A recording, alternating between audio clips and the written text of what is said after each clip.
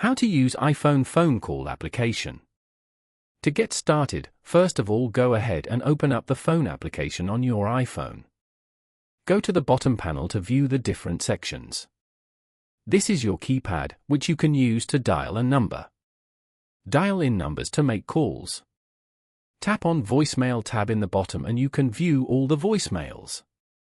Then, tap on Contacts tab to find all your saved contacts. This will take you to a list of your contact groups. Tap on all contacts to see a complete list of every person you have saved. You can scroll through the list and when you find the desired contact, simply tap on their name. This will open their contact card, where you can view all their saved information. You can also see their phone number, birthday, etc. Now, go to the Recents tab.